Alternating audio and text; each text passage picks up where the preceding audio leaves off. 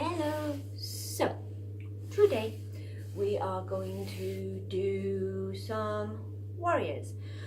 I'm going to do to begin with warrior 1, and I've already done warrior 2, and warrior 2 your hips are facing the side of the mat. Warrior 1 you bring the hips are facing forwards.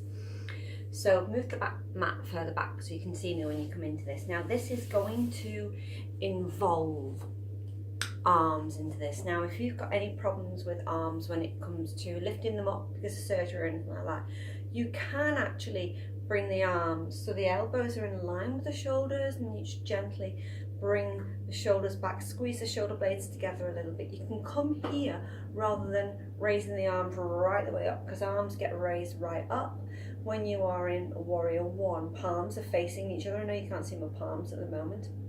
Now I'm not going to bring in leaning back and looking up for this because it just turns it into too much of a backward bend. So depending on, whoop, you lost me there, didn't you, so you couldn't see me. So you're going to come onto your mat, and I'm coming to the back basically because I want you to be able to see me. So step the right foot back and the left foot is towards the front of the mat. Bring your hands onto your hips and just make sure that that foot is over towards the right hand side. So imagine that your feet are on tram lines. Now I'm going to adjust myself as I do this.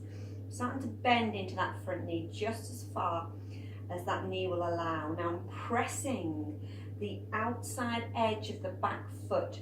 So if I'm looking, I can see my toe. I can still see my big toe at the moment. And on my back foot, the heel is closer to the back of the mat than the toes are. The foot is on a diagonal, a very slight diagonal, and I'm just checking that. I'm putting my hands on my hips so I can turn my hips to face towards the front of the mat. Now you will feel this now down the back of the right leg. So just put your hand on the back of the right leg and you should feel that leg engaged. So you're gently pushing the outside edge of that back foot into the mat so you can feel strong. And you will have started to feel that coming into the lower back. It is a backward bend when you come into warrior 1 pose. Now, begin to draw your arms up so the palms are facing each other. Try not to turn towards the side. Keep both shoulders forwards. Keep both hips facing forwards. Now, I've just adjusted my back foot a little bit more so it feels a bit more comfortable for me. Now if this is too much, rolling shoulders away from the ears, if this is too much for you, bring your arms out to the sides instead so the palms are facing forwards, and just ease into it that way. Now making sure I can still see my big toe so my knee is in line with the toes. So I'm not letting the knee drop either way. It is really strong pose. Again, only if it feels okay, you're going to begin to raise your hands. My hands are like this, palms are facing each other, shoulders facing forwards. Really pressing that back foot into the back of the mat so you can feel the whole of that back leg. And pressing the right hip forwards at the same time so you're engaging. So I've got the power is in the back leg. I'm going to begin to bring my hands back down, gently start to straighten into that, and I'm going to heel toe that foot forwards until I can step both feet back together. Normally I would step towards the front of the mat. I've really felt that. Then in the back of my right leg. Now I like to add in a forward bend, so I'm just going to gently bend my knees. Just let the upper body hang because that is quite a strong pose in the lower back. So notice my knees are bent, just ease into my back for a moment before we come on to the other side. And I'm curling vertebra by vertebra. So I'm stepping my right foot forwards this time, stepping my left foot back. Walking my right foot slightly towards the right side of the mat. Left foot sliding the left heel so it's going closer to the back of the mat than the toes are. I want to feel as if my feet are on tram lines, so the left foot isn't directly behind the right. Some people do it that way, but for me, I need to do it. So hips, left foot is behind the left hip, right foot is in front of the right hip. And then again, I'm adjusting this back foot until I feel strong in the back leg and strong in the front leg.